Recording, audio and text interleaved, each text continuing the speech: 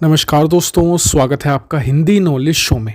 तो दोस्तों, इस वीडियो में मैं आपको हद से ज़्यादा इम्पोर्टेंट खबर देने वाला हूं, तो बहुत ध्यान से सुनिएगा। और ये एक बहुत बड़ा खुलासा हुआ है चीन के एक तरीके से कॉन्स्पिरेसी का, कि किस हद तक कितनी डीप साजिश चीन रच रहा है। और इसका खुलासा एक तरीके से लक है भारत के लिए, क्योंकि इसमें जितनी बड़ी चीन ने कॉन्स्पिरेसी रची थी उतनी बड़ी भारत की एक गलती थी, भारत का बहुत बड़ा इंटेलिजेंस फेलियर है। लेकिन ये तो भगवान का शुक्र है और भारत का किस्मत साथ दे रही है कि सही समय पर हमें ये चीज़ पता चल गई है।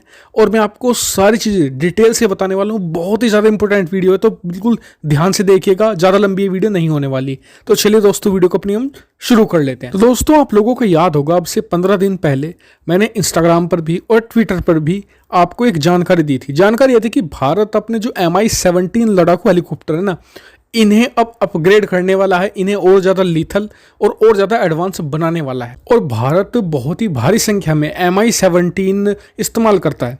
और इसलिए भारत चाहता था कि चीन के खिलाफ और पाकिस्तान के खिलाफ अगर दो मोर्चे लड़ाई होती है तो MI-17 एक निर्णायक भूमिका अपनी निभा सकता है और भारत की सेना को बहुत ज़्यादा सपोर्ट दे सकता है।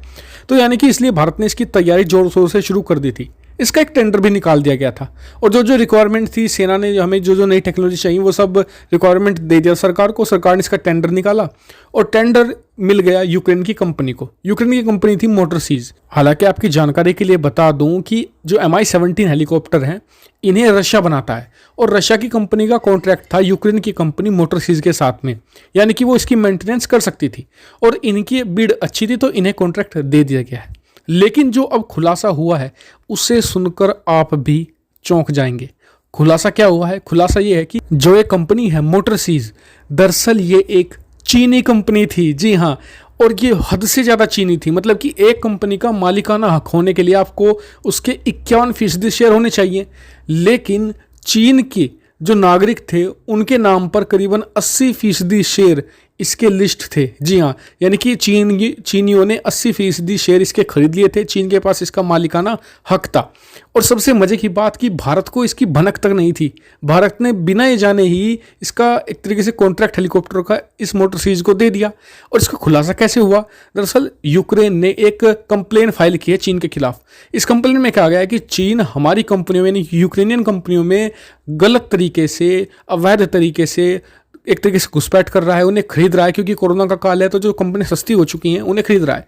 और मोटरसीज तो यूक्रेन की एक तरीके से प्रीमियम कंपनी है, बड़ी कंपनी है, इसके बड़े बड़े कॉन्ट्रैक्ट है दुनिया भर के। तो इसमें अब इसके दाम, मतलब कि इसके शेयर के दाम कम है, दुनिया भर की शेयर मार्केट गिरी हुई है, तो इसमें घुसपैठ कर ली थी और 80% शेयर अपने नागरिकों के नाम अलग अलग तरीके से अलग अलग इंटरनेशनल फर्म के जरिए खरीद लिए गए थे। और इसी अवैध घुसपैठ का खुलासा किया था यूक्रेन ने।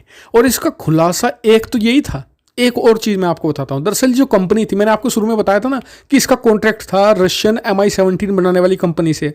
दरअसल 2018 में रूस की कंपनी ने वो कॉन्ट्रैक्ट भी तोड़ के रखा हुआ था, कोई कॉन्ट्रैक्ट इनका नहीं था। और सबसे चौंकाने वाली बात यह कि इतनी बड़ी जानकारी भारतीय अथॉरिटीज़, भारतीय इंटेलिजेंस एजेंसियों की नज़रों से बच कैसे गई? इन चीज़ों को बिना ध्यान में रखे हुए कैसे कॉन्ट्रैक्ट दे दिया गया? और जब इस चीज़ का खुलासा हुआ है तो अब भारत की जो डिफेंस मिनिस्ट्री है वो मुँह छुपाए घूम रही है। वो कह रहे हैं कि जी हमें तो इस चीज़ का पता नहीं था, ना मोटरसीज ने हमें बताया कि हमारा एक तरीके से मालिकाना चीनियों के हाथ में है या फिर हमारा कॉन्ट्रैक्ट टूट चुका है। जबकि रशिया ने पहले ही वार्न कर दिया गया था कि हमने मोटरसीज के साथ कॉन्ट्रैक्ट तोड़ दिया। अगर आपको MI-17 के कोई पार्ट चाहिए या फिर उसे आपको एक तरीके से मेंटेन करवाना है तो आप सीधा रशिया से डायरेक्ट कनेक्ट करना, किसी और से कनेक्ट नहीं करना है आपको। तो ये एक बड़ा इंटेलिजेंस फेलियर है। हालांकि फिलहाल भारतीय एजेंसियों को इसके बारे में पता लग चुका है, इस पर कार्रवाई जारी है और मुझे लगता है कि अब यूक्रेन की कंपनी को इसे कॉन्ट्रैक्ट मिलने वाला है। डायरेक्ट रशिया के पास ही जाना होगा, वही वो इसे अपडेट करेगा। लेकिन भविष्य में भारत के लिए बहुत ज़्यादा सीखने की बात है और सोचने की भी बात है कि चाइना जब इतनी ज़्यादा डीप कॉन्स्पिरेसी रच रहा है तो भारतीय एजेंसियां हाथ पर हाथ धरे नहीं बैठे रह सकती। उन्हें भी अब डीप जाकर चीन की कारस्तानियों को पता लगाना होगा। और ये तो सिर्फ एक कंपनी है, पता नहीं ऐसी कितनी हजारों साजिशें चीन ने रच रखी होंगी अब जिनका पता भारतीय एजेंसी को लगाना होगा। और इस मामले पर मुझे जैसे कुछ और अपडेट मिलेगा मैं आपको सूचित कर दूंगा।